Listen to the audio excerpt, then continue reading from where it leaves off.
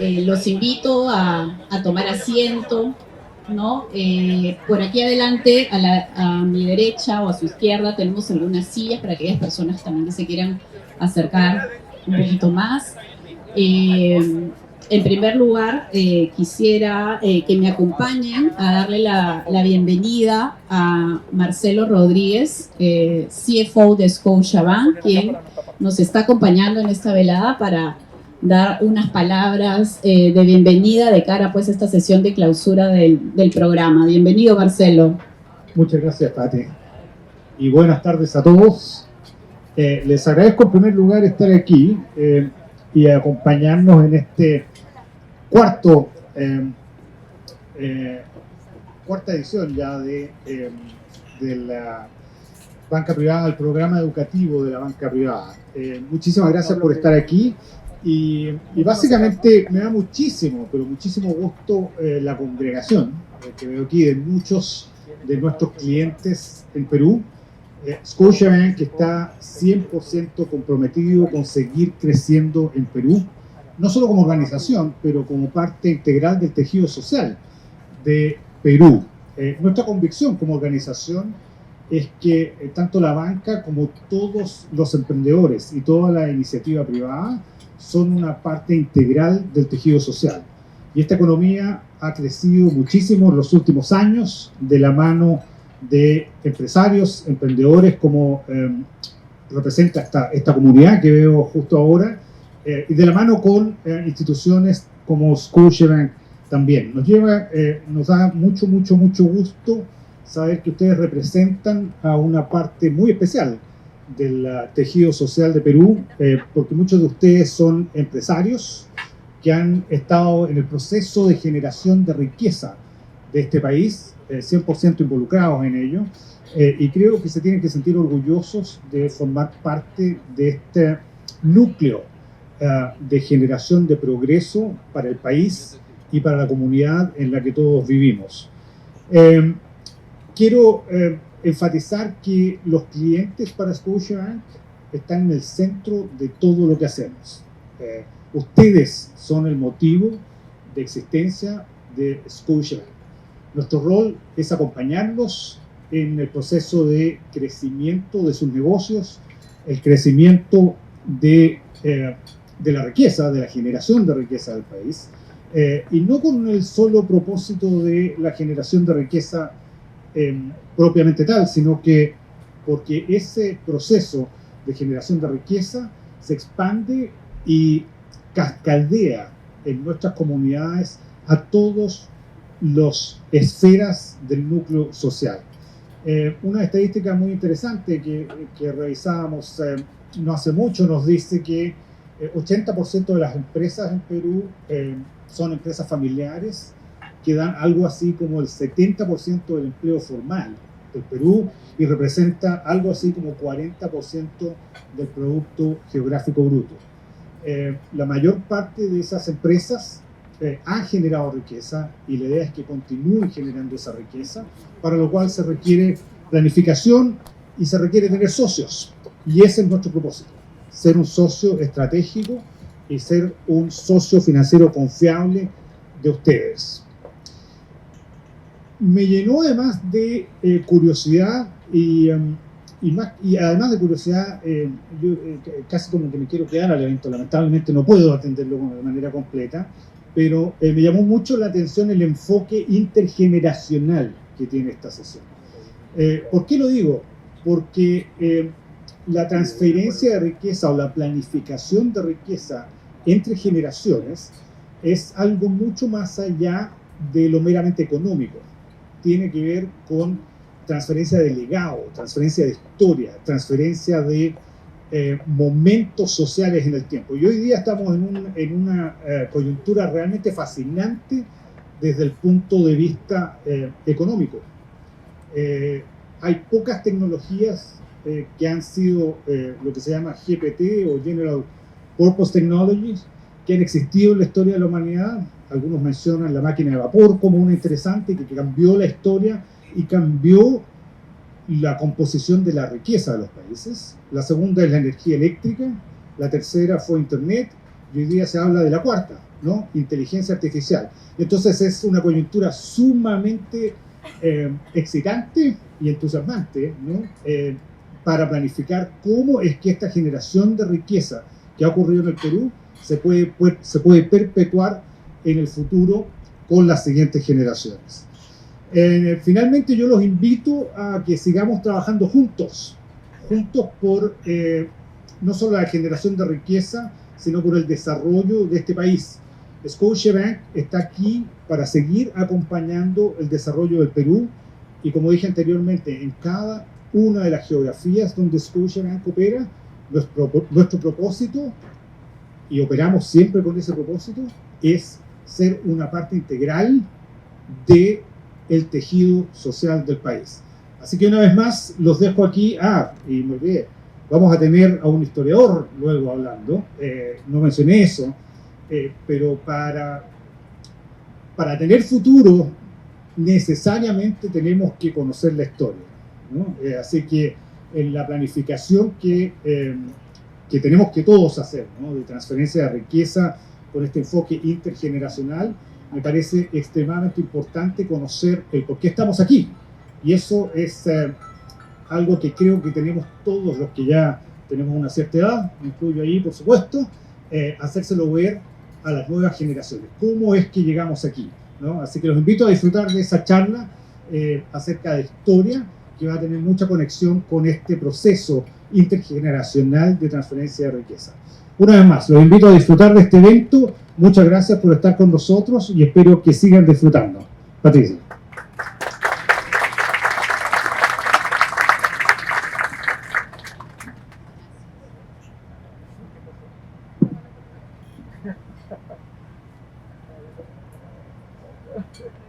Bueno, muchas gracias, Marcelo.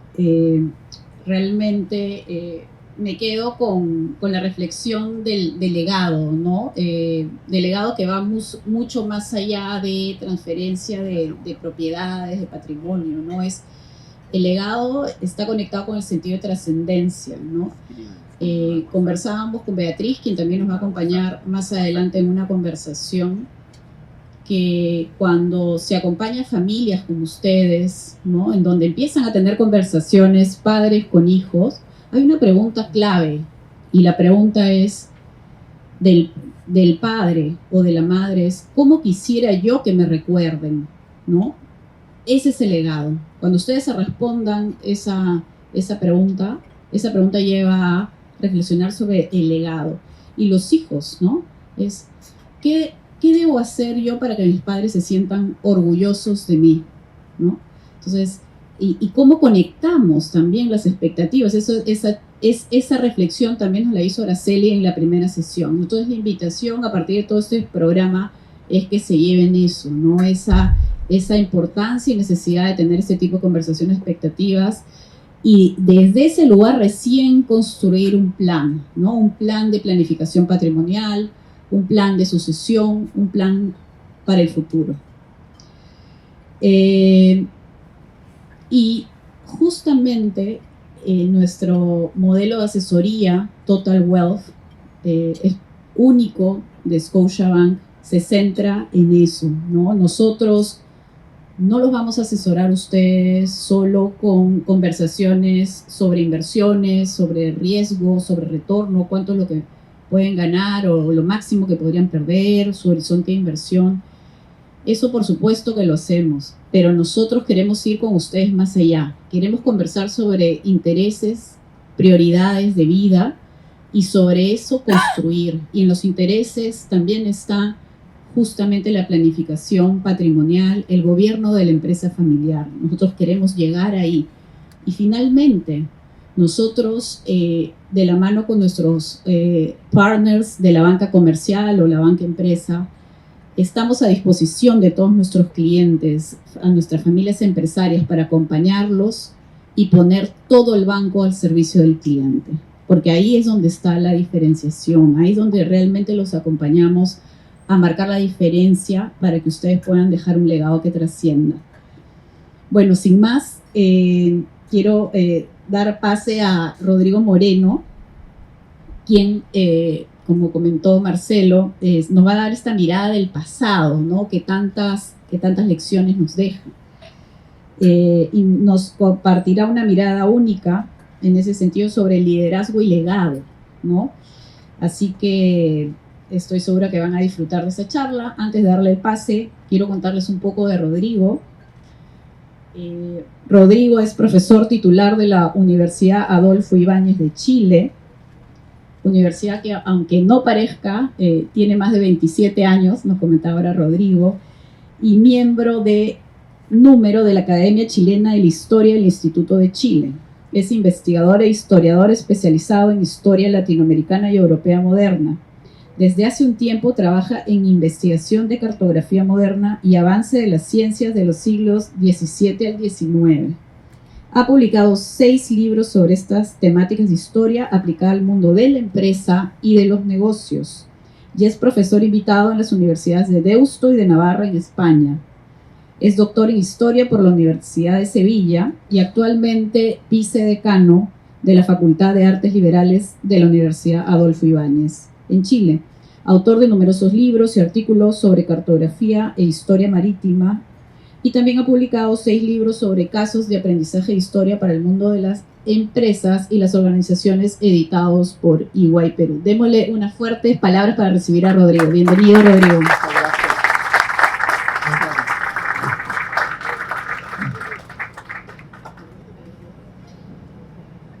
Bueno, en primer lugar quiero dar las gracias por la invitación, por la posibilidad de estar acá hoy con ustedes. Realmente un honor y fundamentalmente también porque para mí, bueno, Perú es parte de mi vida profesional. Yo vengo desde hace muchos años, hace casi 14 años, vengo todos los meses a Lima, ¿no? Así que no me imaginé que iba a hacer un poco de frío hoy, pero no es lo habitual. Pero vengo precisamente a dar clases en un programa en EY, Perú, y justamente esos libros que se mencionan, esos 6 libros, forman parte de ese aprendizaje de saber la historia, ¿no? La historia para qué sirve, por qué tenemos que estudiar historia. Recién, como se señalaba, en el mundo cambiante como hoy, por ejemplo, inteligencia artificial, uno de los grandes desafíos es saber, bueno, qué va a pasar con la penetración, que es inevitable, un tsunami sobre la inteligencia artificial. Y eso que trae tantas cosas buenas, también nos trae preocupaciones y desafíos. Y uno de ellos es la educación. La educación, ¿no? ¿Qué va a pasar cuando la gente deje de leer? O la gente que está dejando de leer. O la gente que está dejando de escribir, ¿no? Y porque hoy día la IA podría darnos todas esas herramientas y incluso infinitamente mejoradas, ¿no? Esa es la pregunta. Y el ser humano, nosotros. Bueno, hay un concepto muy claro hoy día que es el ser humano primero, human first. O sea, ese es el principio. Pensamiento crítico es el otro principio, pensamiento crítico. ¿Cómo se hace pensamiento crítico? ¿De dónde viene el pensamiento crítico? Viene de las humanidades. Y las humanidades entonces están, habiendo estado muy desplazadas en algunas épocas de la historia, hoy día cobran fuerza y decir, oye, ¿sabes qué va a ser bueno? Va a ser bien estudiar filosofía, va a ser bien saber historia, porque precisamente en los mundos del desafío en el cual nos encontramos, hay muchos temas que vamos a encontrar aquí respuestas. Y justamente les vengo a compartir un tema, uno de muchos que podría haber señalado, pero uno que en el cual pueden encontrar sentido a los temas del presente, pero un sentido que lo vamos a empezar a descubrir en un caso que tiene 2.300 años de antigüedad. Podría haber tratado de un tema más cercano. Uno dirá, recién se leyó en mi currículum, yo me dedico a temas del siglo XVI, XVII, XVIII, viajes, descubrimiento, navegantes. Y dice, ¿por qué me quedé en eso? Elijo un tema de hace 2.300 años para demostrarles al final, cuando termine, de qué manera un caso como el que vamos a observar sí les puede hacer sentido en nuestro presente. Justamente lo titulé Liderazgo, Trabajo en Equipo y Sucesión, reflexiones para una empresa familiar. Ustedes dirán, pero ¿cómo? Y justamente de eso les voy a hablar. Alejandro Magno, fíjense, miren esa imagen que está ahí. Esa imagen es un mosaico, ¿no? Que se encontró, escuchen, se encontró en Pompeya, en Italia, 1748, hace 300 años, en una excavación arqueológica se encontró Pompeya. Ustedes saben que Pompeya, la famosa Pompeya, había desaparecido, bueno, por el volcán el Vesubio, había sido cubierta, tapada, y 1700 años después de su desaparición fue reencontrada. Excavaciones y apareció Pompeya. Y Pompeya apareció completa porque le empezaron a excavar y las casas estaban completas. O sea, oye, una imperdible de la vida es Pompeya. O sea, tienen que ir algún día a Pompeya. Nápoles, al lado de Nápoles, en Italia. Y dentro de una casa, una gran casa, diríamos decir, una casa señorial importante de la ciudad, diríamos en el comedor de la casa había un gran mosaico. Y en el mosaico, Alejandro Magno. Ustedes dirán, oye, pero esto de Pompeya, Italia, Roma, ¿no? Sí, Alejandro Magno ya había muerto hace 300 años. Es decir, es un mosaico hecho 300 años después de él, por gente que nunca lo conoció, pero que había oído hablar de él. Y por tanto, Alejandro Magno era una figura popular en la memoria colectiva de los romanos. Ahora, hay una ventaja sí para los romanos. Nunca se enfrentaron a Alejandro, ¿no? Era como esa persona que uno idealiza siempre y cuando no esté en el mismo rubro tuyo, porque si está en el mismo rubro tuyo te puede complicar. Alejandro fue una figura entonces que quedó. Ahora, una particularidad de Alejandro, que para explicar lo que vamos a ver después, es que se han encontrado muchos rostros de Alejandro después de esto. Antes de eso se habían encontrado rostros, y por eso inmediatamente dijimos, es Alejandro Magno. Las monedas, está el rostro de Alejandro Magno de la época que gobernó. Hay bustos de Alejandro Magno y más o menos son todos iguales. Ustedes saben que Alejandro Magno siempre se preocupó para que lo recordaran de que tuviese una sola imagen. Por lo tanto, solamente algunas personas estaban autorizadas a reproducir su imagen, cosa que su imagen no se desfigurara. Es como decir, aunque no conozcas a Alejandro, el rostro era uno solo.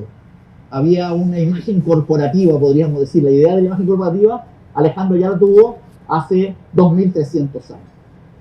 Ahora, cuando hablamos de Alejandro, siempre, Alejandro Magno, hay películas de Alejandro Magno en el cine, tenemos, bueno, la última, hace unos años atrás, ¿no? De Colin Farrell, era el actor de Alejandro Magno, estaba pensando. Ha habido muchas historias de Alejandro. De hecho, Alejandro Magno es de las personas que uno escucha hablar en la vida, ¿no? Uno puede saber mucho o poco de historia, y Alejandro Magno es de esos nombres que suenan. Pero si yo les digo, miren, este personaje hay que comprenderlo en un contexto familiar, salta la primera alerta, y es decir, oye, Alejandro Magno, el famoso Alejandro Magno, el que creó este gran imperio macedónico del cual voy a hablar, en realidad él era la segunda generación de una empresa. Es decir, el fundador de la empresa de Alejandro Magno no fue él, fue su papá. Alejandro Magno fue un heredero. Nunca hablamos del papá. De hecho, en las películas, yo no me entiendo en el cine. El cine, el guión tiene que ir rápido al personaje central. Por lo tanto, las tramas previas no se desarrollan, ¿no? Pero en realidad, el papá de Alejandro fue el hombre que creó una empresa llamado el Reino de Macedonia, poderoso, y del cual Alejandro fue su gran heredero, ¿no? Filipo II de Macedonia. Filipo II de Macedonia fue un personaje clave en la historia que les voy a contar justamente a partir del contexto. Miren, por favor. En las empresas hoy día, cuando se hace un análisis cuando tú quieres hacer un buen diagnóstico, tienes que observar el entorno. Nosotros llamamos la historia el contexto, ¿no? Tienes que saber de contexto para tomar buenas decisiones. La observación o el diagnóstico del entorno es clave hoy día en la toma de decisiones. En este caso vamos a observar también de que esta empresa cuando nació porque hicieron un buen diagnóstico del entorno. Y cuando hablamos del diagnóstico del entorno, y aquí les voy a dar una primera idea que quiero que se lleven para la casa y no se les olvide nunca. El entorno no es solamente lo que está con nosotros en este momento, lo que está en nuestras visiones periféricas, lo que estoy a la vista. Es como decir, el entorno actual es el que me puede ayudar a tomar decisiones. En parte. La mirada tiene que ser 360. Lo han escuchado muchas veces, la mirada 360. Pero la mirada 360, se lo voy a decir desde la perspectiva de un historiador, es que 180 son tus periferias y lo que está adelante, y 180 es lo que está detrás tuyo, es decir, lo que ya ha pasado, la historia.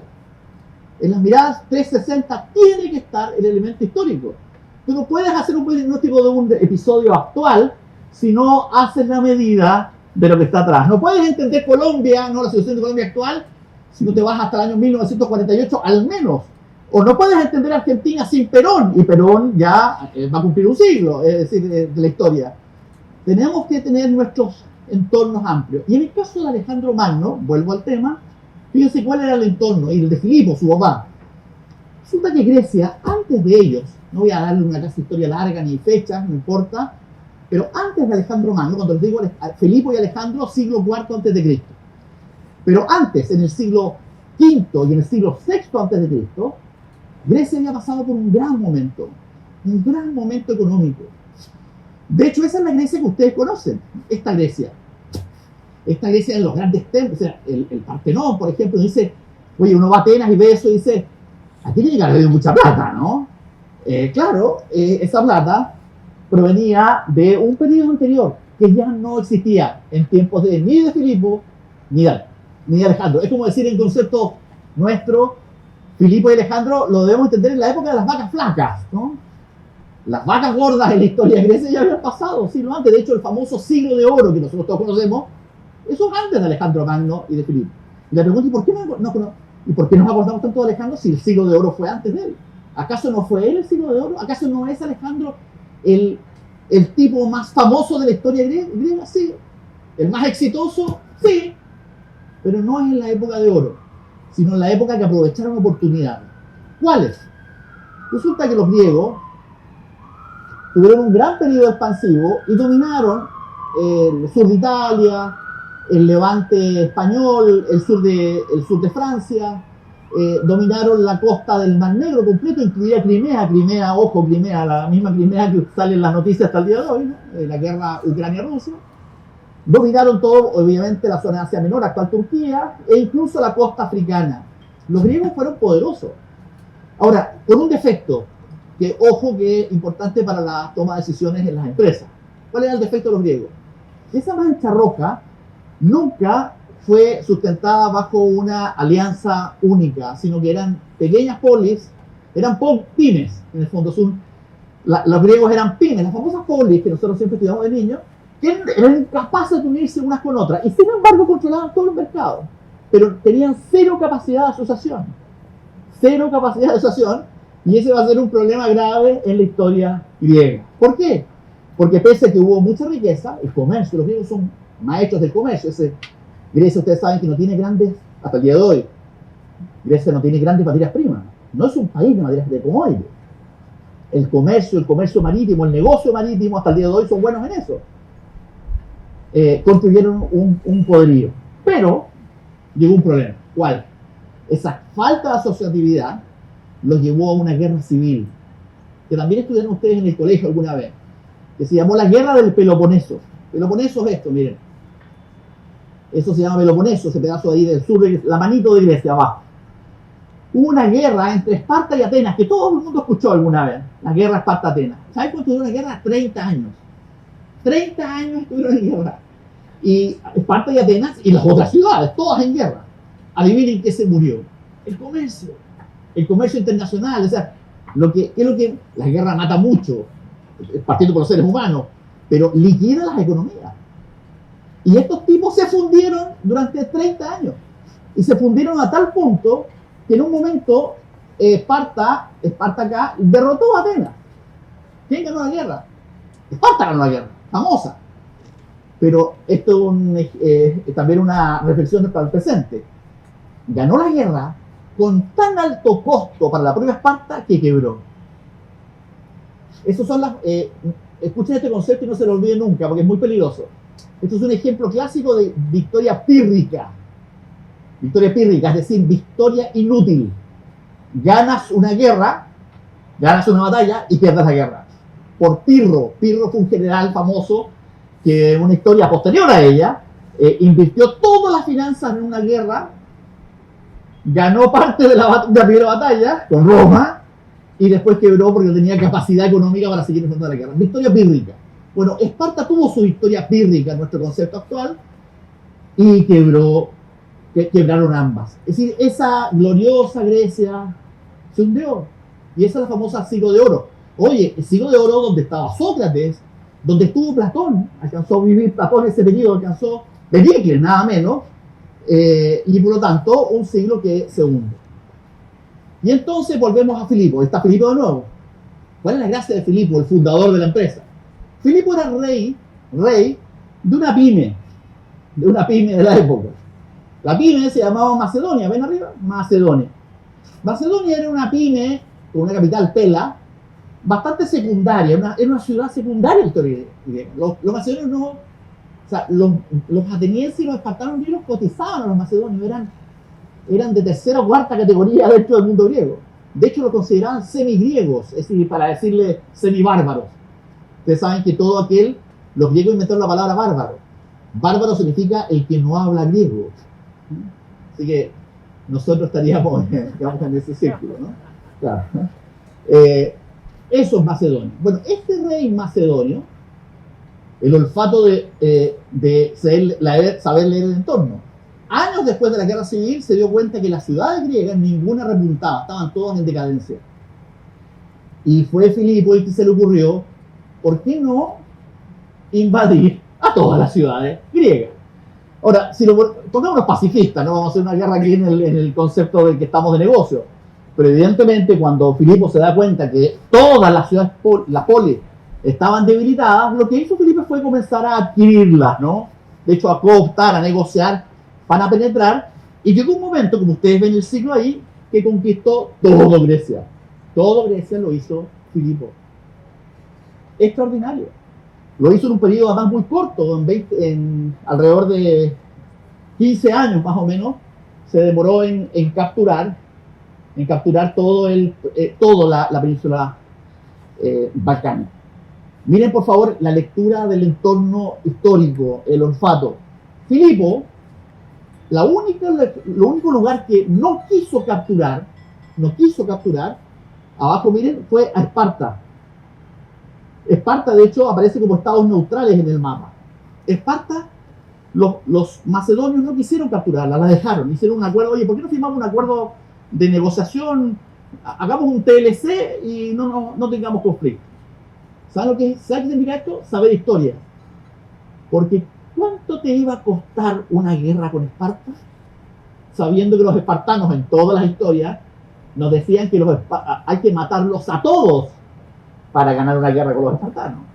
Por tanto, el costo-beneficio, es decir, tengo una Esparta empobrecida, ¿vale la pena invadirla? Tomando en consideración que igual me va a salir más caro que los resultados de esa invasión. Filipo decidió hacer un acuerdo y Esparta no fue tocada. Y Esparta igual siguió quebrada. O sea, el resultado fue totalmente exitoso para Macedonia. Esta es la gran empresa que creó Filipo, el reino de Macedonia, un reino extendido. Es decir, hizo a todos los griegos macedonios, o mejor dicho, los macedonios los hizo griegos. Hasta ahí tenemos entonces al padre fundador. Hay historias anteriores a Filipo que no les voy a contar acá porque podría ir más atrás. Pero este es el padre fundador de una empresa exitosa. El tipo gobernó casi 20 años, joven todavía, cuando muere tiene 50 y tantos años. En esa época ustedes dirán, siempre se han fijado cuando chicos nos enseñan que la gente moría muy joven. En esa época, ¿no? Y eso es verdad, pero es medio verdad, porque generalmente los reyes, si no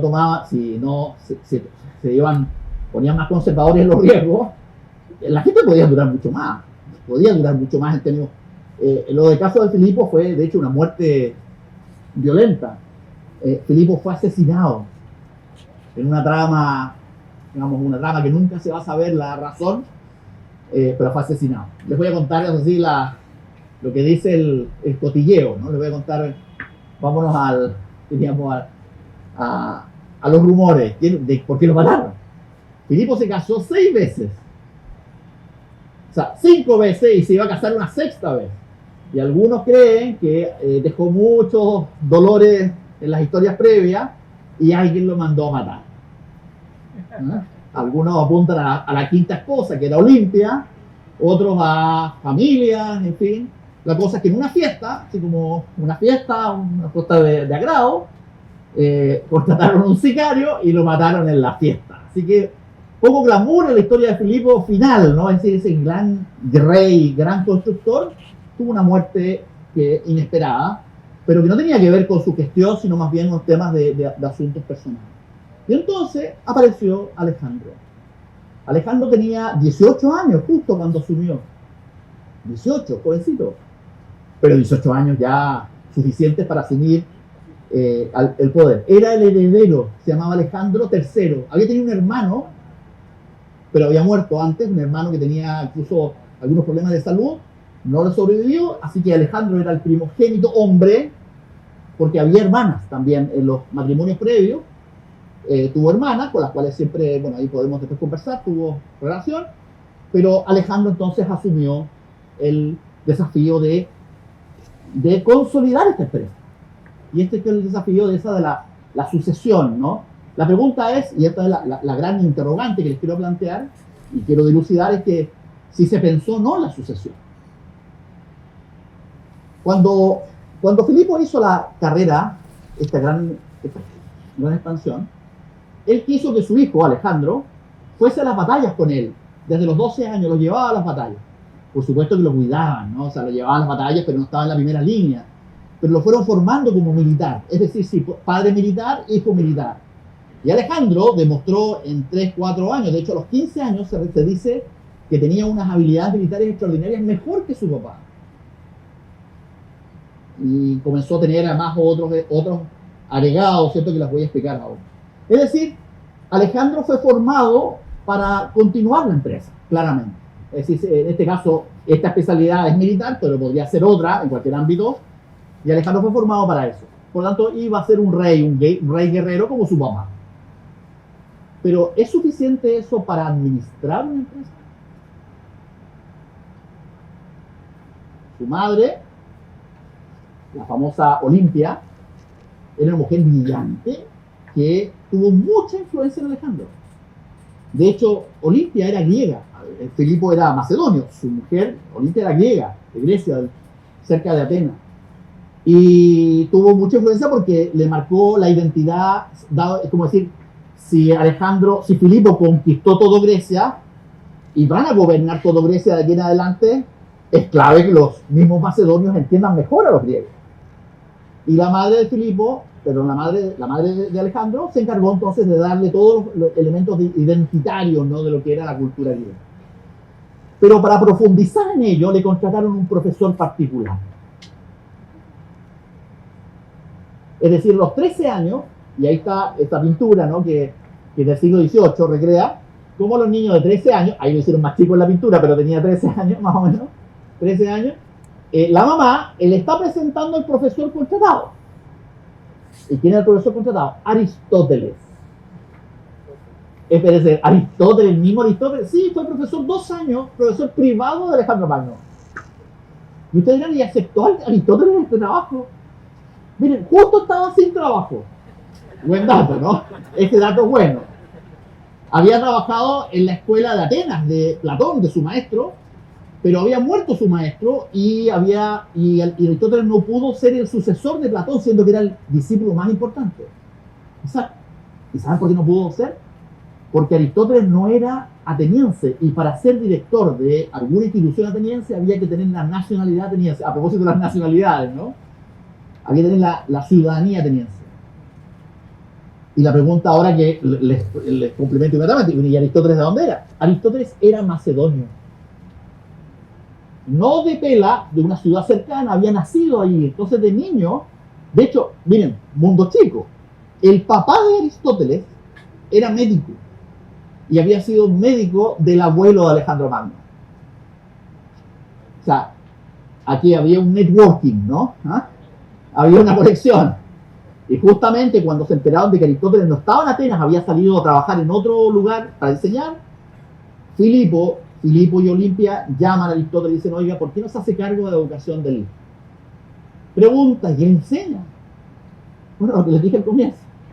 Filosofía, historia, literatura, astronomía, matemática. Ustedes dirán, oye, pero si Aristóteles es filósofo. La filosofía en aquel tiempo era madre de la ciencia, por lo tanto, el filósofo era simultáneamente el matemático, era el pensador, el pensamiento crítico en persona. De hecho, ustedes, los que son de acá, por ejemplo, formación ingenieril, los que estudiaron ingeniería, sabrán que casi todos los matemáticos que ustedes han estudiado en realidad eran matemáticos y filósofos simultáneamente. Tenían doble militancia, doble currículum. Eratóstenes, el que hizo la medición del perímetro circunferencia de la Tierra, era filósofo y matemático. Y él hizo el cálculo exacto de cuánto medía la Tierra, ¿no? El perímetro de circunferencia en el siglo III a.C. Aristóteles entonces fue la persona. Vamos, después podemos conversar sobre eso. Ahí tenemos la imagen, ¿no?, de Aristóteles enseñando a este joven. Y entonces, la pregunta es, ¿y eso fue importante? Claro que fue importante. Porque en la práctica está claro que tú puedes hacer una expansión, de caso comercial, podríamos decir, leamos el lenguaje pacífico. Es una expansión comercial, es una empresa que va creciendo. Pero la pregunta es cómo se administra esa empresa.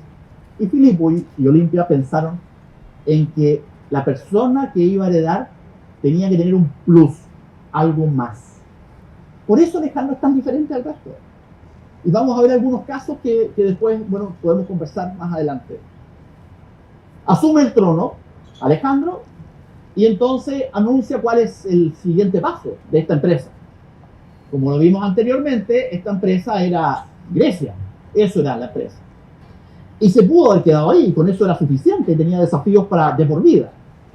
Pero Alejandro tenía una idea, justamente sustentada en su conocimiento de ese 180 grados para atrás, ¿no? La historia. ¿Cuál era el problema? Aquí alcanza a aparecer, miren el mapa, por favor. ¿Se fijan ese colorcito ahí? Ese color violeta, morado. Pues resulta que hasta ahí llegaba el imperio persa. Y el imperio persa era tan grande y poderoso que era, miren por favor acá, si lo alcanzan a ver, era desde aquí, ese mismo pedacito que les mostré, todo esto era el imperio persa. Y entonces lo que conquistó Filipo, que parecía grande en el mapa anterior, sigue siendo una pyme, en el contexto más global, ¿no? Oye, qué grande era el reino de Macedonia, era pequeñito.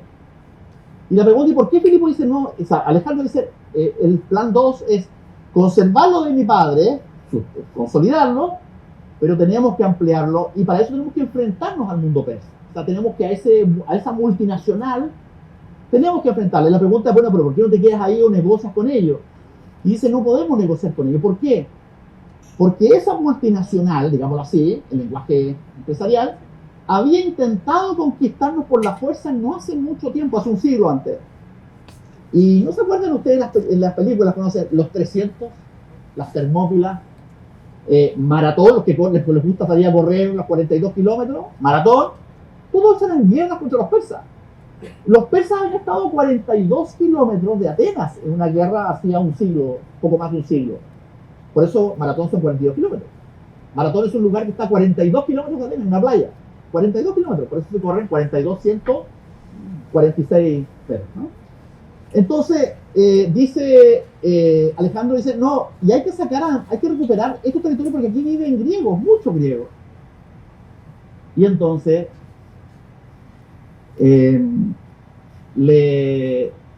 finalmente su gente, le compró la idea.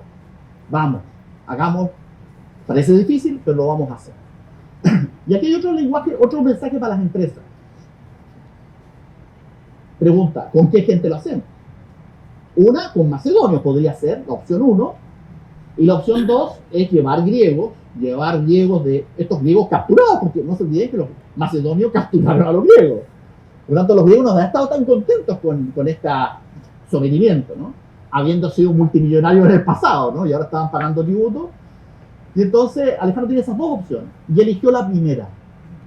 ¿Y cuál fue la primera? Es decir, no, vamos a ir solamente, esa línea negra que ustedes ven, solamente con macedonios, es decir, vamos a ir con los funcionarios de la empresa familiar misma. Es decir, requisito para ir en esa empresa, ser macedonio. Todo que no es macedonio no va. Ustedes dirán, oye, pero eso es mucho riesgo porque va a dejar a la gente, a los que tienen sometidos, los va a tener que soltar. Va a dejar poca guarnición, esto es riesgo. Pero Alejandro les hizo una promesa a los que dejó, a los griegos. Les dijo, miren, yo no los voy a llevar, pero todo lo que conquiste, ustedes van a compartir las ganancias. Es decir, yo sumo los griegos, nosotros los macedonios, y ustedes también están en la repartición de las utilidades. Suena bonito, pero ven para qué.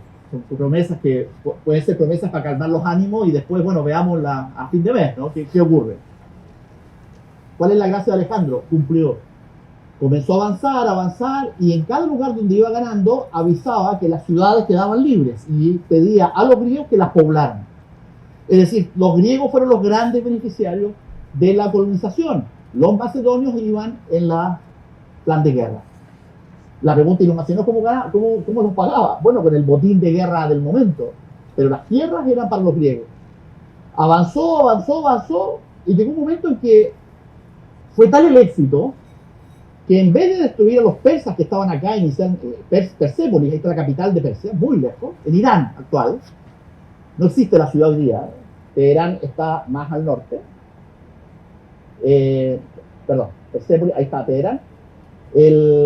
Entonces Alejandro decidió ir por el lado de Fenicia, pasó por Israel, pasó por Jerusalén mismo, estuvo en Jerusalén, siguió hacia Egipto las tropas, y llegó un momento en que Alejandro era tan extraordinario como militar y sus soldados, que todo era éxito, todo invicto. Esto es como en el fútbol, así 5, 6, 8, 10, 12 batallas, invicto, le pega a todo el mundo. Nadie puede resistir a Alejandro. Hay temas de estrategia que podemos después conversar si quieren. Hay múltiples temáticas, pero hay una que es muy interesante que lo hace ser diferente. Fíjense que cuando llega a Israel, a Jerusalén mismo, a la ciudad, estaban las ruinas del templo Salomón. Las ruinas del templo Salomón. Y en las ruinas del templo Salomón había un pórtico que decía el pórtico de los gentiles, donde no te lo podías traspasar. El pórtico de los gentiles, porque para los judíos pisar el lugar sacro era en sí mismo un atentado y por tanto causal de reacción. Y Alejandro llega hasta el templo, a la puerta, se acerca al sumo sacerdote del templo judío, ¿no? Y Alejandro le hace una reverencia al sumo sacerdote. Los generales que estaban con él le dicen: Alejandro, estás dando malas señales a tu gente, los que están mirando. No, dijo, yo estoy respetando no a él, sino a la divinidad a cual él tributa. Y ordenó que las tropas no se establecieran en el lugar santo de los judíos. La pregunta, ¿y por qué? Porque como Alejandro iba creciendo territorialmente, la idea de él era que tenía que tener gente. Es decir, si tú compras muchas empresas, ¿de dónde sacas el personal si haces una limpieza étnica? Tienes que comprometer a los que están ahí para que se sientan partícipes de él. Y si el tema es tan sensible como la religión, no te metas con la religión. Alejandro era politeísta. Por lo tanto, no le incomodó que los judíos creyeran en un solo Dios, uno más de los que él creía. Siguió adelante. Lo mismo hizo en Egipto. En Egipto lo recibieron y no podían creer cuando Alejandro se viste de egipcio. Se vistió de egipcio. Rompió todos los esquemas, porque creyeron que era como un nuevo faraón. Y los egipcios no hicieron resistencia con él y conquistó todo el territorio. Siguió avanzando, pasa el tiempo, esta operación duró 2 o 3 años, avanza y llegó un momento en que se va a una ciudad importante. Pero antes hizo un gran legado. Lo más alto del proyecto. Ustedes dirán, ¿cuál es esa imagen? Es una pintura también del siglo XVIII, la fundación de Alejandría, en Egipto. Antes de irse a Egipto, fundó una ciudad. Y como tenía sus méritos de liderazgo, dijo, bueno, me lo merezco. Alejandría, por mí, ¿no? La ciudad de Alejandría. ¿Y qué es lo que hizo? ¿Cómo formó la ciudad? Llamó a todos los colonos griegos disponibles en Grecia y los invitó a asentarse en esta nueva ciudad para griegos. Pensó, y aquí está una novedad interesante, de que lo griego, lo helénico, no necesariamente tenía que estar en Grecia, porque esto es una multinacional, por lo tanto, puedes traspasar tus fronteras naturales culturales, es decir, lo que está fuera de Grecia, con colonos griegos también es Grecia. Pero ¿cuál es la diferencia? Piensa Alejandro, que igual necesitamos los egipcios. Los egipcios, por ejemplo, hablaban una lengua que era el copto. ¿Les suena, no? Copto. Hoy día hay una religión, la religión cristiana copta, que es lo que conserva el nombre. Copto es la lengua que hablaban los egipcios. Y los egipcios siguieron hablando su lengua. Es decir, permitió que Egipto fuese bilingüe. Cultura griega, cultura egipcia. Sello Alejandro. Poco tiempo después, mientras estaban vivos, se fundó allí una biblioteca. La famosa Biblioteca de Alejandría. Miren, a ustedes de la Biblioteca de Alejandría siempre les dijeron de niño, ¿no? Desde chicos les hablaron de la Biblioteca de Alejandría. Siempre, ¿no? Y siempre nos han dicho que es la biblioteca más grande de la historia antigua y que conservaba todos los documentos de la sabiduría greco-latina, del mundo griego especialmente, todo. ¿Nunca se han preguntado de por qué la sabiduría griega estaba en Egipto y no en Grecia? ¿Por qué la biblioteca más grande de la cultura griega estaba en Egipto y no en Grecia? Alejandro pensaba que una empresa extendida puede tener libertad para, ¿cierto?, posicionar los diversos sellos organizacionales más allá de esa frontera cultural natural. El tipo era diferente. Esto no lo hacía mucha gente. Diferente. Oye, ustedes dirán, pero en Roma después lo vimos eso. Claro, porque Roma tiene el manual de Alejandro. Los romanos aprendieron de Alejandro Magno, como la imagen que les mostré al principio. Los romanos admiraban a Alejandro Magno y podemos después, si quieren, conversar sobre el punto. Oye, pero esto no era solamente color de rosa. Los persas eran una mega imperio. Mega imperio. Eran el imperio más grande del mundo de aquel tiempo. Y por supuesto que estaban preocupados por el avance que les mostré antes. O sea, esta línea negra los tenía bastante preocupados porque habían perdido una batalla importante allí. Bueno, varias, pero esa es muy importante. Y por tanto los persas, el rey se llamaba Darío. El rey, el emperador persa, decidió solucionar el problema de fondo. Esperar a los macedonios en una batalla frontal. Es decir, poner toda la carne a la parrilla. Si yo hubiese sido Darío, también probablemente hubiese pensado lo mismo. Es decir, a esto hay que pararlo. ¿Por qué? ¿Cuál era la ilusión de Darío? Que los macedonios no eran muchos. No eran muchos. Los macedonios, en total el ejército se calcula que eran 20.000 personas. 20.000 personas no es mucho para hacer lo que está haciendo, ¿no? Las fuentes, los documentos que tenemos nosotros de esta época, nos dicen que los persas lograron reunir a 80.000 hombres, los rojos. 80.000 contra 20.000. Miren, según todos los manuales de estrategia, y esto lo saben para cualquier ámbito, si tú quieres posicionarte frente a un rival superior, la proporción razonable es 3-1 a favor tuyo. Piensa en un presupuesto, por ejemplo, ¿no? Si quieres posicionar una marca, tienes que invertir más del que ya está. 3. Si quieres desembarcar en una playa, por ejemplo, en Normandía, en la Segunda Guerra Mundial, los aliados tuvieron que triplicar el número de alemanes que estaban defendiendo la playa. ¿Por qué? Porque se sabe que el que está defendiendo siempre va a tener la posibilidad de matar a más de uno. Por tanto, por volumen, finalmente captura la playa. Esta era una mala idea para Alejandro. Alejandro el invasor, 20.000, los defensores, 80.000. Alejandro tenía una virtud, que también la aprendió de alguien, veamos de quién, de que las tácticas, las estrategias y las tácticas, estrategias macro y las tácticas particulares, no tienen que ser siempre las mismas. Miren, los que les gusta el fútbol acá, los presentes, es muy simple. Trata de no jugar igual todos los domingos. Porque cosa que te ve en el vídeo de la semana, muchos días, y van a saber cómo juegas. Y sabes cómo juegas, entonces, para tu rival, para tu competencia, no es muy difícil saber cuáles son tus movimientos. ¿Cuál era el modelo de Alejandro? El modelo de Alejandro era tratar de hacer cosas diferentes siempre. Lo que llamaríamos hoy día en negocios disrupción. Era muy disruptivo. Pero la disrupción tiene que tener algo clave, que está arriba. Comunicación efectiva. Si tú vas a hacer un cambio disruptivo, tú como líder, tu equipo tiene que estar enterado. Si tú haces un cambio disruptivo y tu equipo no está enterado, va a causar confusión y pánico, especialmente en lo que es una batalla.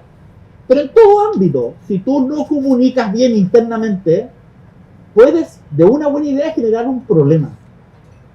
Entonces, ¿qué es lo que hacía Alejandro? Alejandro, antes de comenzar las batallas, conversaba con su gente, conversaba con los oficiales, y los oficiales, a su vez, el orden era, por favor, transmitan a todos los grupos, para que sepan al menos de qué se trata el plan. Miren, por favor, la batalla, porque es increíble. Alejandro, en la batalla, algo disruptivo fue, hizo una arenga, y cuando terminó la arenga y dio la orden de atacar, Alejandro huyó.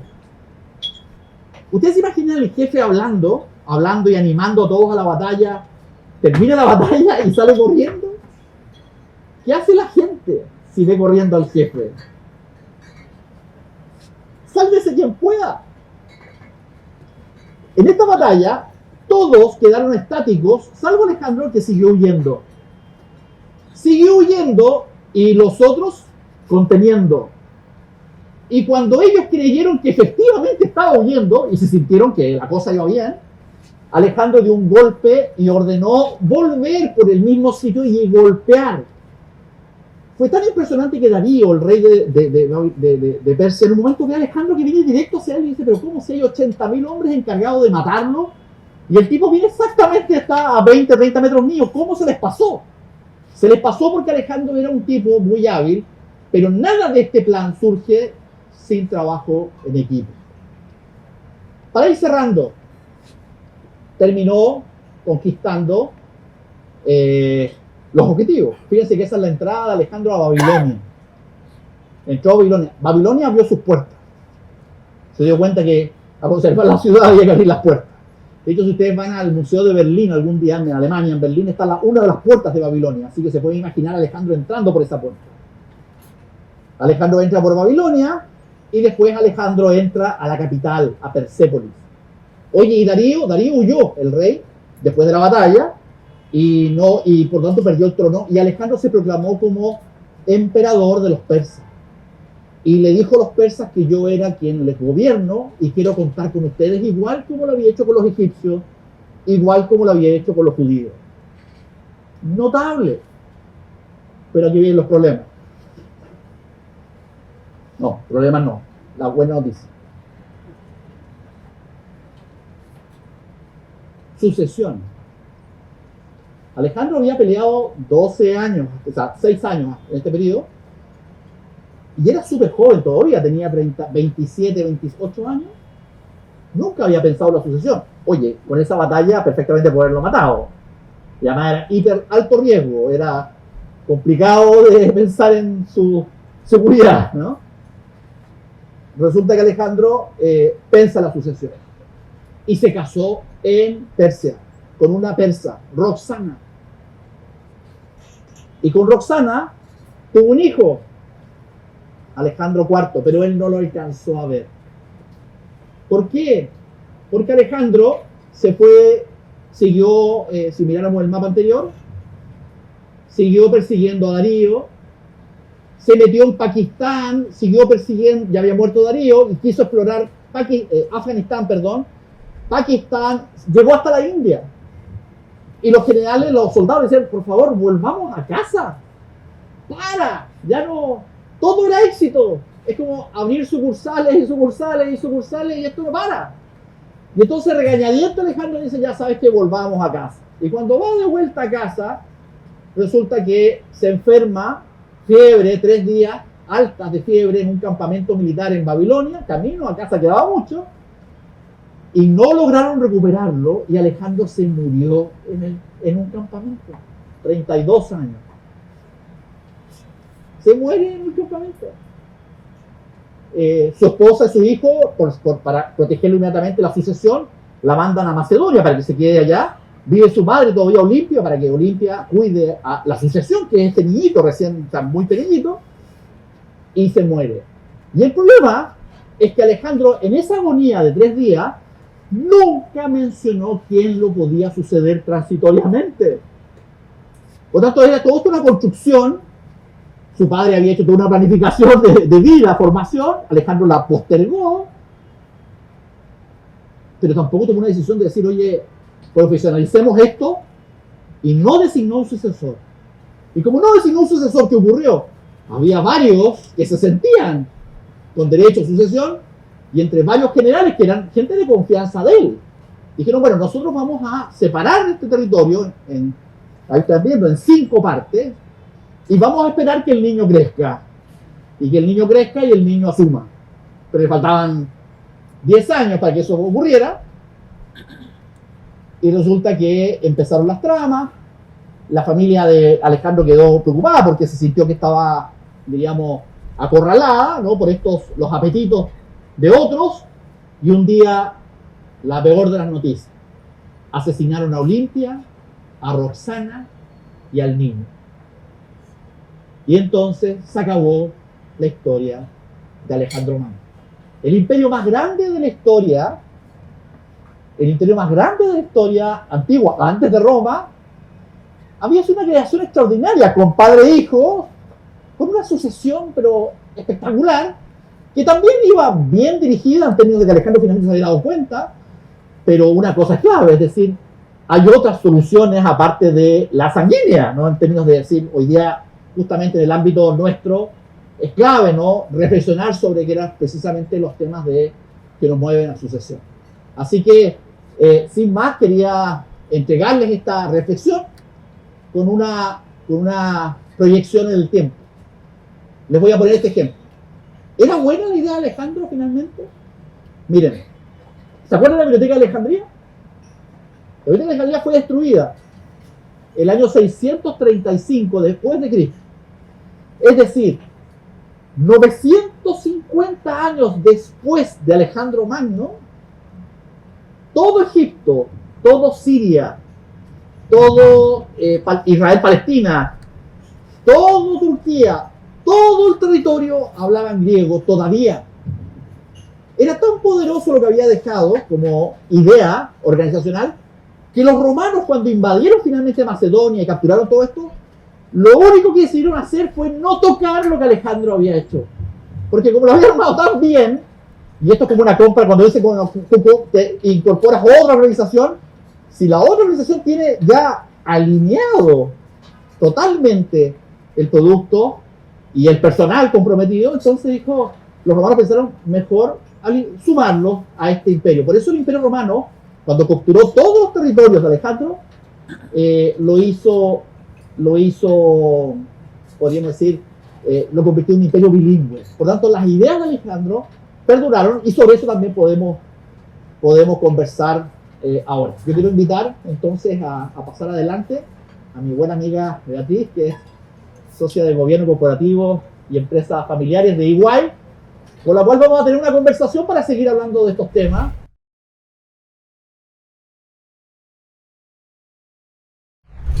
Filipo de Macedonia, Filipo II, fue asesinado. Y claramente él no esperaba eso, sino él esperaba seguir viviendo, ¿no? Y seguir ampliando esta empresa que tenía algo ya consolidado, como tú nos has mostrado, ¿no? Pero en el interín él fue preparando la sucesión, o sea, era un verdadero estratega, no solo del negocio de ampliar las fronteras de Macedonia, sino del negocio de su empresa familiar. Cómo le iba a hacer perdurar en el tiempo. Y Alejandro tenía solo 18 años. Pensando en los padres que están acá presentes, y hay varios muy destacados y muy queridos que están acá, ¿qué característica tenía Filipo II de Macedonia para haber podido realizar una buena sucesión? Es una excelente pregunta y justamente qué bueno que lo haces porque así aprovecho de profundizar en el personaje. Fíjense que cuando una persona tiene una profesión, tiene talentos específicos, efectivamente en el caso de Filipo esos talentos específicos, que era un gran guerrero, de hecho si algunos piensan que si Alejandro no hubiese existido como el gran estratega de la historia, probablemente Filipo estaría ocupando ese lugar. O sea, de hecho, en parte Alejandro eclipsó a Filipo, por eso no hablamos mucho de él. Pero era uno de los grandes estrategas de la historia. Y entonces la pregunta es, ¿por qué tuvo esta visión? Bueno, tuvo esta visión porque se dio cuenta que una cosa es construir una empresa este caso, por ejemplo, un mensaje muy común para los emprendedores, ¿no? El emprendimiento, la innovación, finalmente la ejecución, logras construir una empresa, pero el constructor de esa empresa ¿es necesariamente el llamado a gestionar y administrarla? Bueno, seguramente Filippo, cuando construye este monstruo, este pequeño monstruo que parecía grande en el mapa, pero después lo vimos más pequeño, ¿no? Pero Grecia completa, él se daba cuenta que había que tener algo más. Y es lo que hablamos en un comienzo, ¿no? Ese algo más, ya no te lo está dando la especificación técnica, porque la tienes, el talento. De hecho, se preocupó que su hijo fuese militar, como lo hacían todos los padres con los hijos en aquel tiempo. O sea, los niños a los 12 años estaban en edad de tomar armas, y él llevaba las batallas. Pero el tipo sabe que para dominar el territorio que domina, pese a ser incluso comunicacionalmente más fácil, porque hablaban griego, ambos, sabía que había que darle herramientas, es decir, lo que se llama hoy día las habilidades blandas. Y esas habilidades blandas las tomó Alejandro claramente, pero fue un acierto de su padre y de su madre, porque Olimpia también, diríamos, fue una persona que influyó mucho precisamente en la cultura griega, las historias griegas. Por ejemplo, Alejandro era fans, digamos así, fans de Aquiles, famoso Aquiles, de Troya, ¿no? De la guerra de Troya. Y ¿de dónde supo eso? Bueno, porque le enseñaban de niño, le leían, eso entonces unos poemas, la Ilíada, ¿no? Era fans de la Ilíada. Dicen que en el caballo, la puerta del caballo llevaba algunos pergaminos de la Ilíada y las leía en sus ratos libres. O sea, esas comillas, habilidades blandas, fueron las que el padre logró, digamos, convencerse de que eran fundamentales para que el hijo finalmente heredara. Por eso fue muy determinante preparar esa sucesión. Y a mí lo que me parece interesante para ustedes, ¿no? Cuando pensamos en la sucesión, hay por lo menos 4 sombreros en los que hay que pensar en una empresa familiar. Un primer sombrero, y aquellos de ustedes que han creado su negocio de nada, tienen los 4 sombreros. La propiedad. La sucesión en la propiedad, ¿cómo va a ser? ¿Todos los hijos igual en todo o se va a concentrar algunas cosas para unos, otras cosas para otros? Hay que pensarla, la propiedad. Segunda capacidad que debe de sucederse, la gestión. ¿Quién va a liderar la gestión de la empresa o de las empresas? ¿Cómo va a ser eso? Tercera capacidad. Ustedes que son padres, que han generado un negocio, también se preocupan de la familia. ¿Qué necesidades tiene la familia? Oye, vamos a tener un seguro para toda la familia, ¿cómo va a ser? ¿Quién va a ser responsable de todos los miembros de la familia empresaria? Y la cuarta, algo que a un fundador de empresas le sale natural. Pero ¿quién va a llevar esa posta? Que es no solo gestionar la empresa, sino crear nuevos negocios. Y es probable que no todos los hijos tengan, sería ideal que todos tengan la capacidad de crear nuevos negocios, pero es probable que haya alguno. Y entonces, cuando hablamos de sucesión, hay que pensar por lo menos en 4 sombreros. Sí. Y cuando el patrimonio es suficientemente grande, hay que pensar en un quinto, ¿no? Que es si es que va a haber un directorio y de repente quien va a ser el gerente general va a ser diferente que el presidente del directorio. La sucesión tiene que pensarse primero y planificarse después. En mi experiencia, si puedo compartir, yo sé que estamos conversando de Alejandro Magno, pero un dato, y es una conversación de ayer, y un empresario me decía, mis hijos todavía no están listos. Claro, un hijo nunca va a estar listo de la vista del padre, porque siempre es el hijo menor.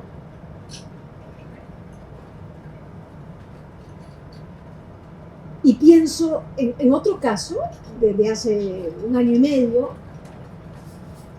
veníamos conversando hacía como 2 años con un empresario y decía, oye, mira, ya a tu edad ya toca pensar en la sucesión, ¿no? El hijo nunca está preparado y el hijo ya tenía 45, un súper gerente, pero nunca estaba preparado en el rostro del padre. Y hay una situación de salud que el padre tiene que viajar por una intervención quirúrgica con riesgo de muerte.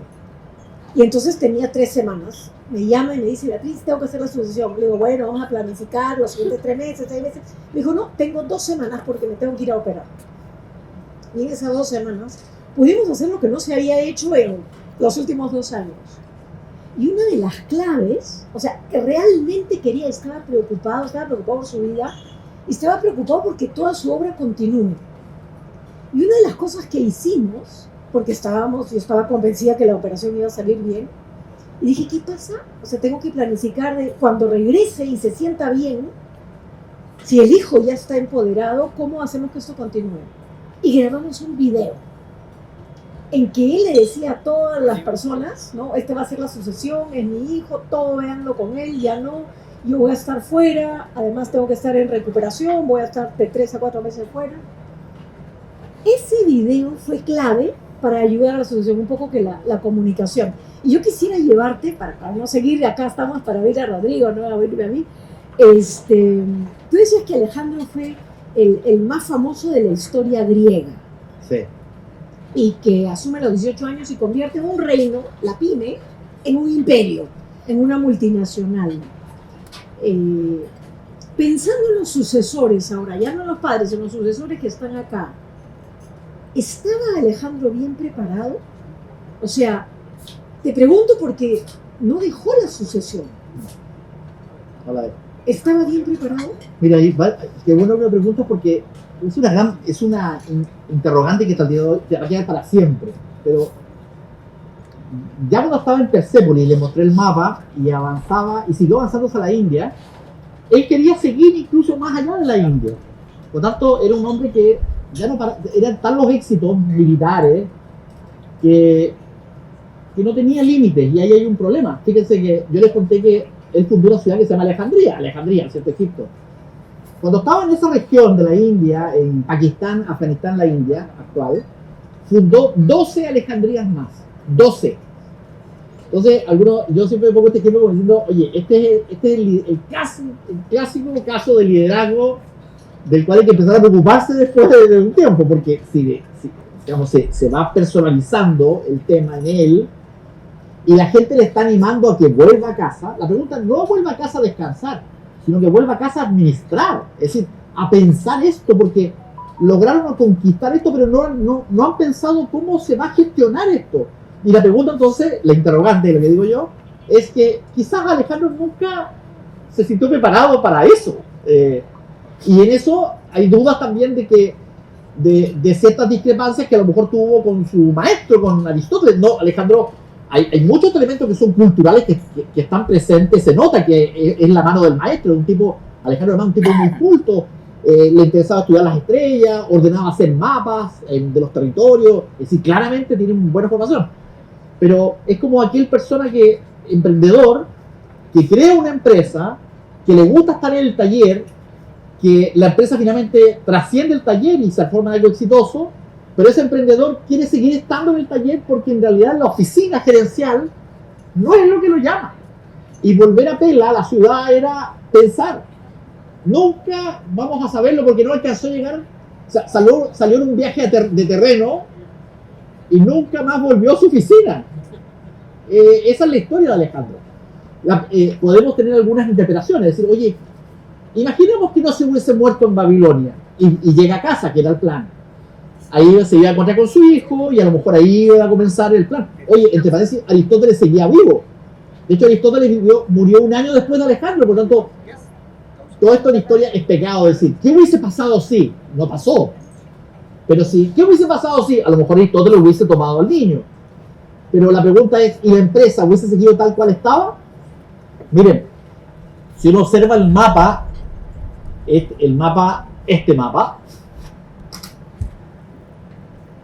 algunos piensan que Alejandro, después de terminar su empresa y volver a casa, iba a seguir hacia el occidente. Es decir, Italia, España, Francia y España, el Mediterráneo occidental, esa es la etapa 2 de su proyecto. Y ustedes dirán, pero ¿por qué cómo sabemos eso? Era cosa de mirar el mapa antiguo. ¿Se acuerdan los griegos? Los griegos cuando fueron millonarios. Alejandro quiso dejar para el final la etapa que probablemente era su segunda parte, pero siempre operativo. Nunca mostró, diríamos, esa preocupación por la gestión. Y cuando se acercó el momento para eso, finalmente falleció sorpresivamente. Y aquí se produce el problema de siempre. Era muy joven, no pensó que se iba a morir. Es decir, pensó que le quedaban muchos años como para planificar lo que su padre había hecho genuinamente desde muy temprano. Y de hecho, estoy pensando en el video de tu amigo, ¿no? Eso es lo que todos querían en esa época, que hubiese habido un video en donde Alejandro hubiese dicho, miren, yo creo que el general Ptolomeo, que era uno de los más cercanos, él se va a hacer cargo mientras yo no esté. Eso es lo que querían escuchar. Dicen que dijo, así en la agonía, 40 de fiebre, entonces empezó a delirar, y se dice que alcanzó, o sea, trató de decir algunas palabras. Nadie entendió lo que quiso decir, y por tanto nunca se supo quién era el sucesor en la administración concreta de un imperio que perdió su cabeza sorpresivamente. Oye, Ptolomeo, este dato, Ptolomeo fue ese general muy famoso en la historia, y muy famoso para nosotros los presentes, porque Ptolomeo finalmente se hizo cargo de uno de los territorios, Egipto, y Ptolomeo es el antepasado de Cleopatra. Cleopatra es descendiente de Ptolomeo. O sea, Cleopatra, 300 años después de Alejandro, es un producto de la idea de Alejandro. Cleopatra tenía sangre macedonia. Era Macedonia por el general Ptolomeo. Pero nunca existió ese video, obviamente. Y por tanto, no alcanzó a decir quién. Y eso es una organización clave. Entonces, yo ahí lo que podría compartir es, hace 11 años hice un libro que se llama Empresarios, y entrevisté a 14 empresarios, uno de ellos Dionisio Romero Seminario. Y yo le pregunto sobre cuándo decide y cómo fue su sucesión. Él había dejado el cargo 2 años antes o poco tiempo antes. Y a mí me sorprendió su respuesta. Él había comenzado su sucesión 40.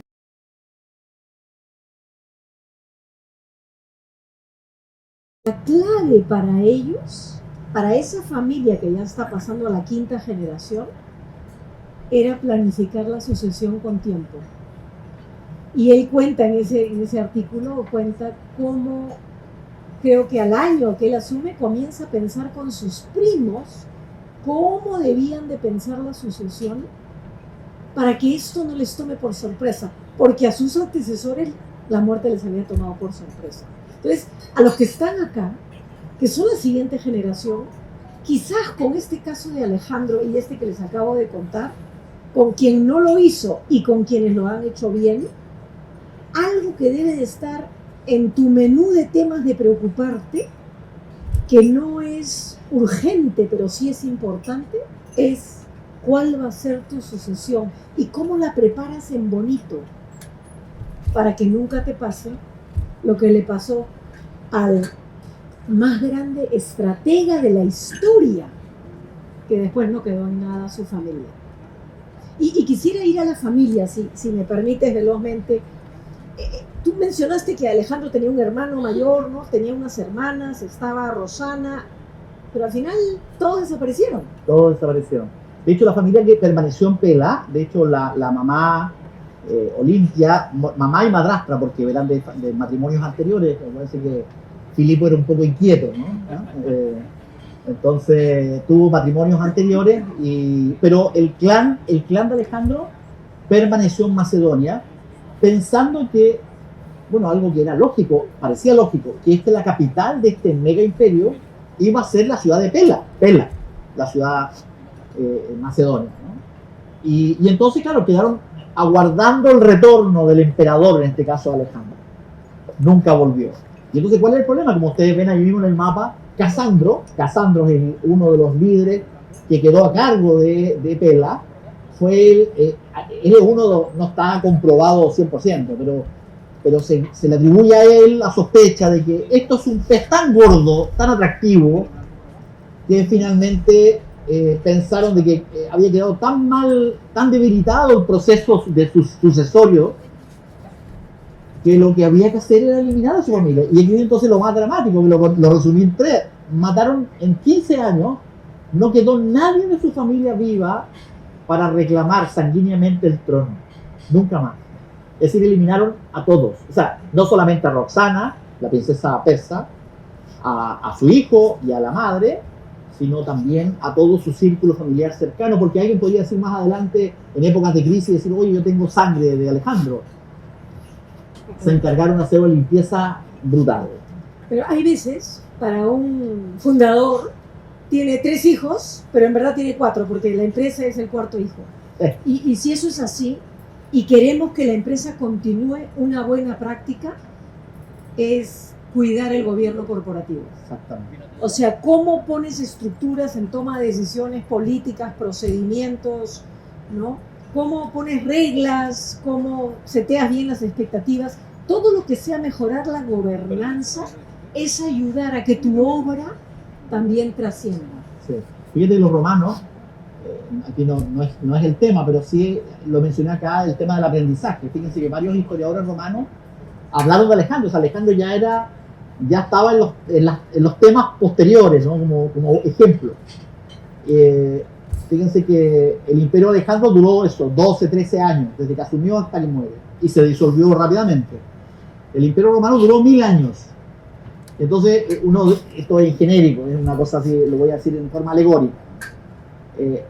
Duró 1000 años porque Roma, en cierta medida, fue aprendiendo de todas las virtudes de estos antiguos, entre ellos de Alejandro, y también de los errores. Y por ejemplo, Roma, la República Romana, que fue la que conquistó, no era imperio. Cuando Roma conquista Macedonia y todos los territorios, era todavía una república.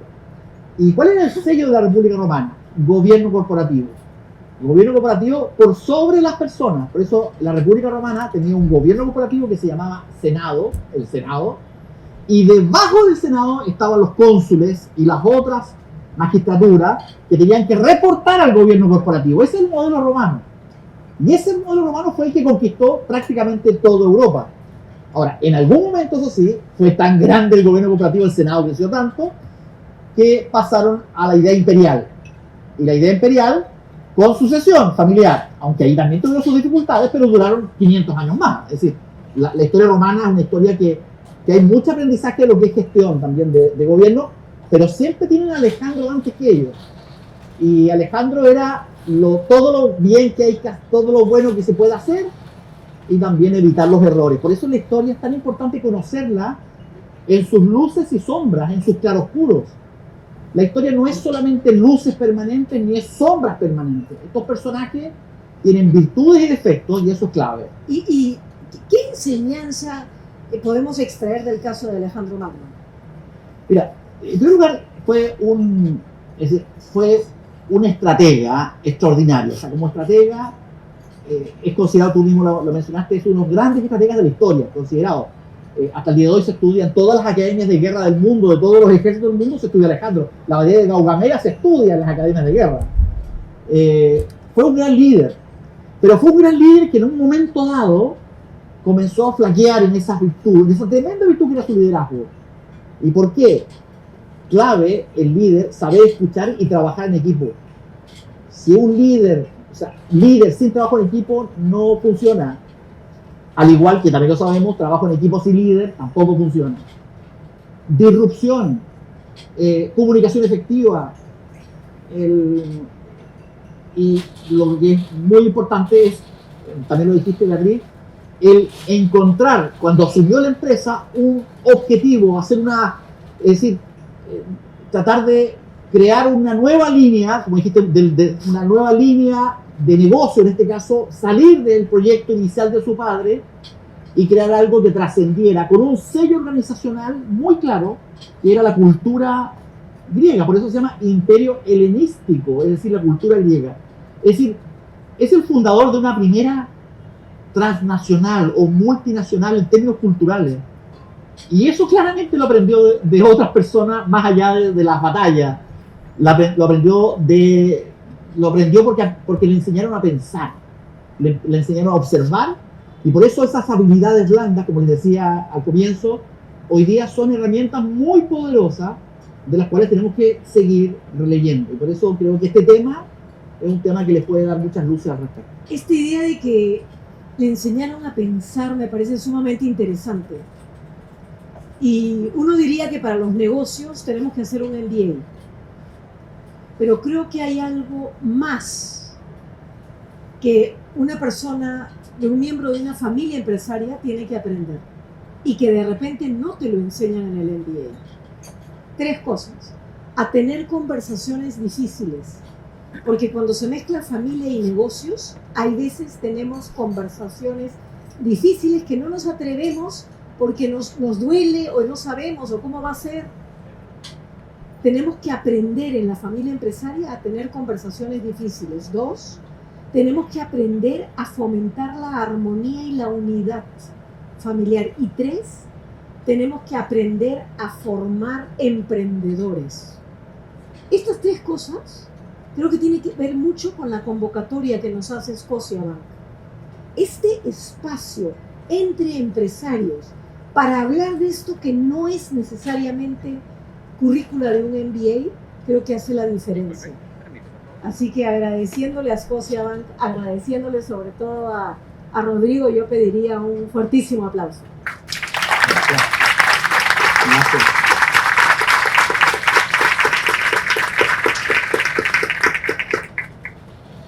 Querida Pati. ¿Sí? No hay problema. Un par de preguntas. Sí. No sé si tienen alguna pregunta que quisieran hacerle a Rodrigo. Alguien que se anime. Una pregunta, una crítica, una duda.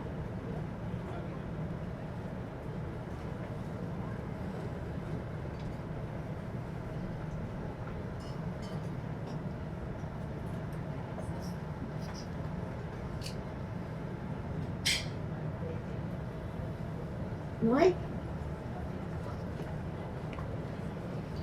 Ahí hay una pregunta. Hola, buenas noches Rodrigo, ¿cómo estás? Muchas gracias por la charla, fue realmente alucinante. Y dentro de lo que hablaste, y como soy madre de 2 hijas, creo que rescaté mucho esto de qué le vamos a dejar a nuestros hijos, a nuestros sucesores. Y me pareció alucinante el tema de cuán importante es la filosofía y el aprender a pensar. O sea, es un tema de el criterio realmente se crea en casa, aprender a pensar se fomenta en casa, pero el día de hoy, más allá de que la filosofía es nuestra madre, ¿vos crees que aún la filosofía tiene que estar sumamente inculcada en los futuros sucesores? Fíjate que qué bueno que lo mencionas porque hay una tendencia. Mira, si tú me hubiese dicho esta pregunta hace 15 años atrás, me iba a ser muy honesto a decir, está difícil el tema hoy. Y tú dirás, bueno, pero ahora debe ser más difícil. No, fíjate que no. Yo soy vicedecano de la Facultad de Artes Liberales de una universidad que tradicionalmente es una escuela de negocios muy conocida en Chile. Y nosotros tenemos varios posgrados, ¿no? Posgrados dentro del mundo de los negocios, de ingeniería y también de humanidad. Y nos ha sorprendido a nosotros mismos de que en los últimos años ha habido un aumento sostenido de las matrículas de las maestrías en filosofía, y muchas de ellas son de personas que vienen del mundo de los negocios. Por lo tanto, hay un interés, hay una resurrección de la filosofía en el tiempo reciente. Y lo ves mucho en lectura, la gente se ha vuelto a reencontrar con Platón, con Sócrates, con Aristóteles, ¿no? Sócrates a través de Platón. Son muy leídos porque finalmente hay ciertos mensajes que están en la filosofía que son las mismas preguntas que tenemos hoy. Es decir, en la política de Aristóteles, él dice, oye, ¿cuál es el mejor modo de enseñar hoy día? O la crisis de la educación. Habla de la crisis de la educación. Está hablando del 330 antes de Cristo y es como leer el diario del domingo, ¿no? Lo mismo Platón. Hoy están presentes. ¿Qué es la felicidad? Sobre la muerte, sobre la justicia. Esas son las preguntas. Y por ejemplo Aristóteles dice algo fascinante para nosotros hoy día. habla del justo medio, la importancia en la ética Nicómaco, uno de sus trabajos sobre ética de Aristóteles, que hoy día la ética Nicómaco se está leyendo en las universidades de nuevo. En mi universidad es obligatorio, todos los alumnos de cualquier carrera tienen que leer la ética Nicómaco obligatorio. ¿Y qué es lo que habla? Habla del justo medio, es decir, el punto de equilibrio. Y nuestra sociedad claramente se tiende a desequilibrar habitualmente. Esto mismo de la fascinación, yo también, con el tema de lo que se nos viene hoy día, la inteligencia artificial, la tecnología, también hay que tener el justo medio para decir, perfecto, hay que ir por ese camino, pero tenemos que seguir la lectura, tenemos que desarrollar el pensamiento crítico y las herramientas del pensamiento crítico, que todo el mundo habla de eso, los discursos de todo el mundo, el pensamiento crítico es precisamente encontrarse con las humanidades, no solo de la filosofía, la historia, la literatura, las humanidades, las letras son esas habilidades blandas que son excelente complemento, especialmente en el mundo de la toma de decisiones.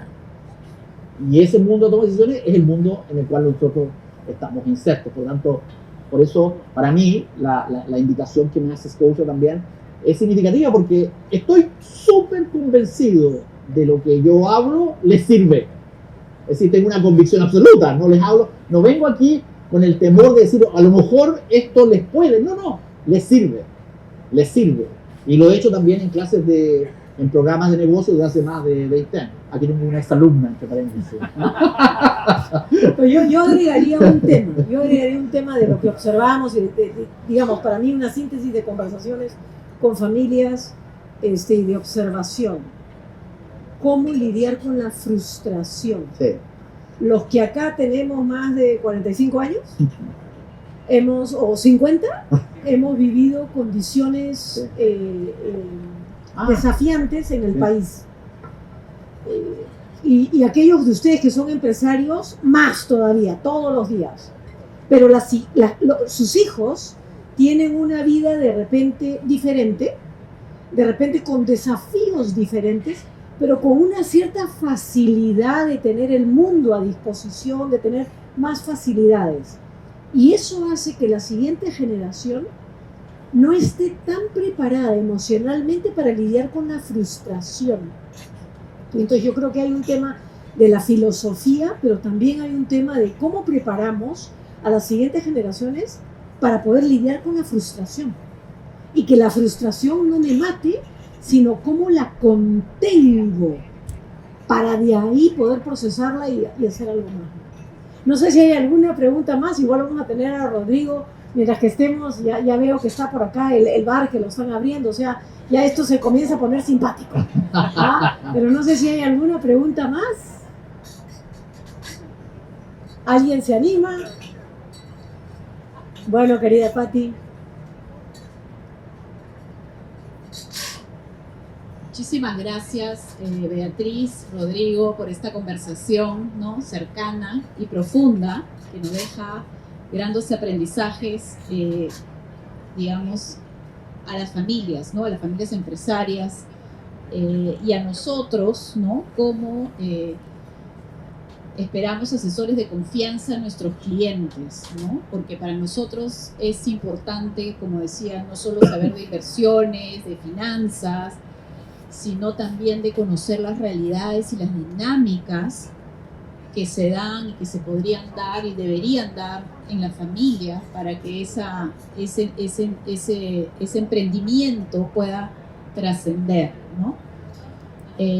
Para mí, yo lo que me llevo y todo mi equipo se lleva, ha sido maravilloso, realmente maravilloso poder conocer a los hijos de nuestros clientes, ¿no?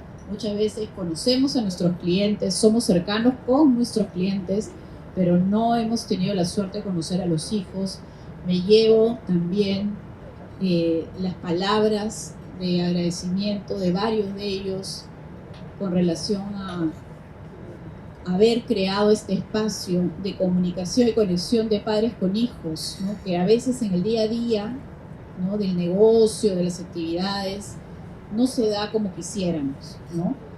Así que, nada, muchas gracias a ustedes. La he visto, Araceli también nos está acompañando y esto es la primera sesión, que fue una sesión de mucha reflexión y muy movilizadora. y espero que nuestros clientes pues se lleven todas esas semillitas que todos ustedes han sembrado para poder pues preparar el legado que quieren dejar. Así que un aplauso para Beatriz y para Rodrigo. Muchas gracias.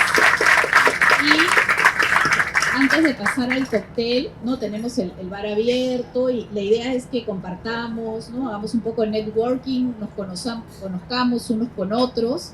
Les pido como siempre que me regalen 2 minutos de su tiempo. Acá tenemos el QR, si lo pueden escanear y nos dan sugerencias, comentarios para nosotros seguir mejorando. Como ustedes saben, esta es la 4ª vez que hacemos el programa educativo y la idea es seguir haciendo más espacios de este tipo con ustedes. Muchas gracias.